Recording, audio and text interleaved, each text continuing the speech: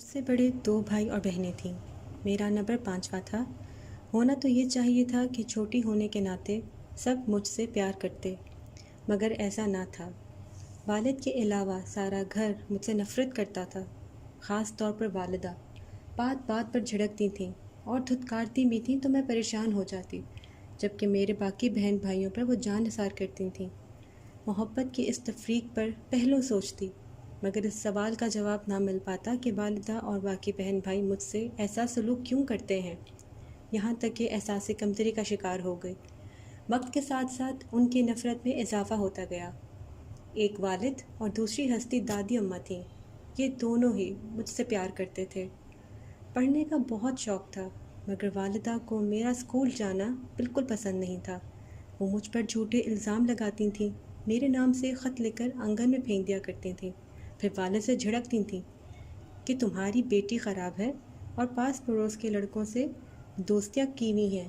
کوئی سگی ماں کیا ایسی الزام اپنی بیٹی پر لگاتی ہے؟ لیکن والدہ لگاتی تھیں، حالانکہ وہ تو میری سگی ماں تھیں۔ کم از کم میں تو یہی سمجھتی تھی۔ ایک دن والدہ نے مجھ پر الزام دھرا کہ اسکول جانے کے بہانے سہیلی کے گھر جاتی ہے۔ یہ ناحق الزام لگا کر مجھے اسکول جانے سے منع کر دیا گیا۔ اس دن دل کھول کر روئی اور والد کے پاؤں پکڑ کر پوچھا، سچ بتا دو ابا، اماں مجھ پر ایسے الزام کیوں لگاتی ہیں؟ باقی وجہ سے تو بہت پیار کرتی ہیں، ویسا پیار مجھ سے کیوں نہیں کرتی؟ والد اپنے آنسو پوچھتے مگر بچا نہ بتاتے، بس اسی قدر کہا، بیٹا ہر ایک کا اپنا اپنا نصیب ہے اور تیرا نصیب ایسا ہی ہے، صبر سے کام لے۔ بہت سے کام ایسے ہیں جو کہ اللہ کے اوپر چھوڑ دینے چاہیے۔ میں نے صبر سے کام کیا اور خود کو بہلاتی کہ والدہ اور بہن بھائی اگر پیار نہیں کرتے تو دادی اور ابا تو کرتے ہیں۔ تعلیم چھوٹ گئی، گھر کا کام کاج کر کے اماں کو آرام دینے کی کوشش کی، جبکہ بڑی بہنیں تو کام کو ہاتھ بھی نہ لگاتی تھیں۔ دونوں بہنیں اپنا سارا کام مجھ سے کراتیں، پھر بھی خوش نہ ہوتیں، بلکہ الٹا ڈانٹتی ہی رہتیں۔ والد ان کو منع بھی کرتے تو والد کے منہ کو آ جاتے۔ والدہ نے تو سر پر کبھی شفقت کا ہاتھ نہ رکھا، باقی رشتہ دار بھی عجیب نظروں سے دیکھتے تھے۔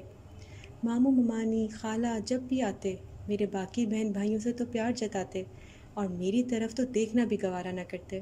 تبھی میں سوچتی، ضرور کوئی نہ کوئی بات ہے کہ اس گھر میں ایک والد کے سوا اور کوئی مجھ سے پیار ہی نہیں کرتا۔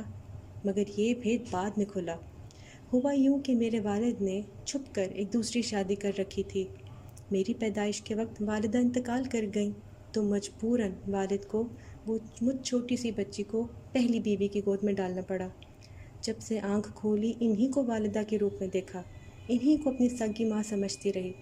والد کی وفات کے بعد میری زندگی اور تنگ ہو گئی۔ ایک روز میری والدہ، جن کو میں اپنی سگی ماں سمجھتی تھی، انہوں نے مجھے اونے پونے داموں بالا خانے جا کر فروخت کر دیا۔ میری عمر بھی چھوٹی تھی، مجھے سمجھ ہی نہ آئی کہ میں کہاں پر لائی گئی ہوں۔ جب سمجھ میں آئی کہ میں ایسے ٹھکانے پر پہنچ گئی ہوں تو دل خون کے آنسو رونے لگا۔ دل سے دعا نکلتی کہ کاش میں بھی والدہ کے ساتھ ہی مر جاتی تو ایسی جگہ پہ تو نہ پہنچتی۔ بالا خانے کی زندگی سے تنگ تھی۔ اب میں یہ چاہتی تھی کہ کوئی عزت سے مجھے یہاں سے بیا کے لے جائے۔ سوچتی کہ کاش والدہ مجھے بالا خانے فروخت کرنے کے بجائے کسی بھکاری سے ہی بیاہ دیتی تاکہ عزت کی زندگی تو گزار سکتی۔ اب میری یہی خواہش تھی، گھر بسا کر عزت کی زندگی گزارنا چاہتی تھی۔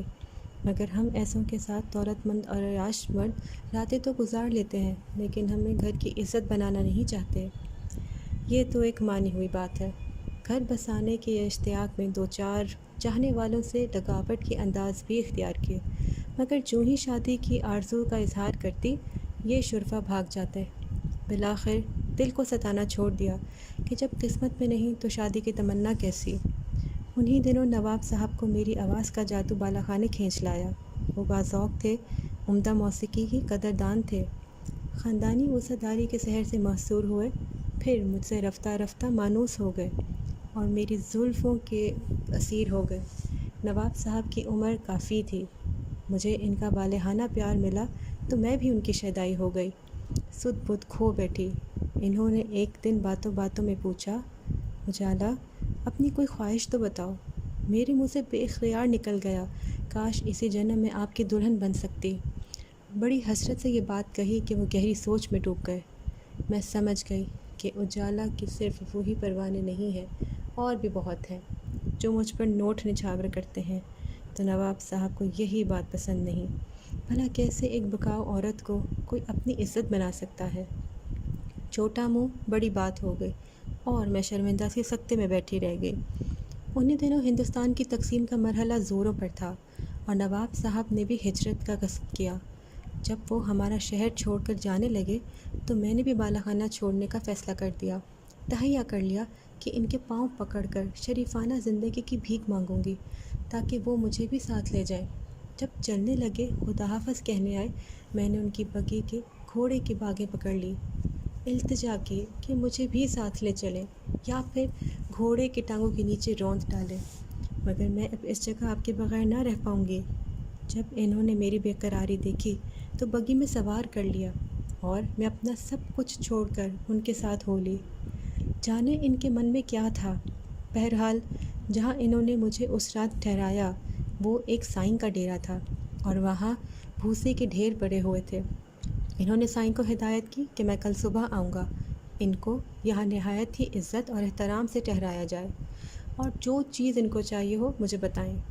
وہاں ایک کمرہ بنا ہوا تھا جس میں پلنگ سیٹ تھا اور وہ اس کو رقم بھی دے گئے تھے تاکہ کھانے کا انتظام ہو جائے، ان کو کوئی تکلیف نہ ہو۔ نواب صاحب دراصل مجھے اپنی بیوی کے روبرو لانا چاہتے تھے، اسی وجہ سے کسی دوست یا واقف کار کے گھر نہیں ٹھہرایا۔ وہ یہ بات راز میں رکھنا چاہ رہے تھے۔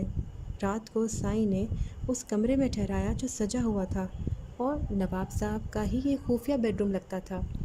سائیں نے کھانے وغیرہ کا پوچھا اور باادب ہر ضرورت کا خیال رکھا۔ پھر رات کو اس کی بیوی بھی آ گئی جو اسی کمرے میں چارپائی پر سو رہی تھی۔ میں کئی راتیں سائیں کے ڈیرے پر جا کے گزاری۔ کافی دن گزر گئے مگر نواب صاحب مڑ کر واپس نہ آئے۔ اب میری امید بھی جاتی رہی۔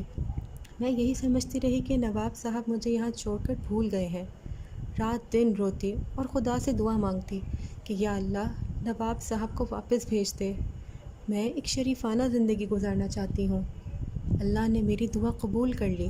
ایک روز نواب صاحب اپنے ساتھ قاضی اور دونوں بھائیوں کے ہمراہ آ گئے۔ میں یہ دیکھ کر حیران رہ گئی کہ یہ دونوں حضرات بھی نواب صاحب سے پہلے میرے شہدائی رہ چکے تھے اور اکثر بالا خانے پر بھی گانا سننے آتے تھے۔ انہوں نے مجھے پہچان لیا اور شرمندہ ہو کر بولے، اجالا جی تم؟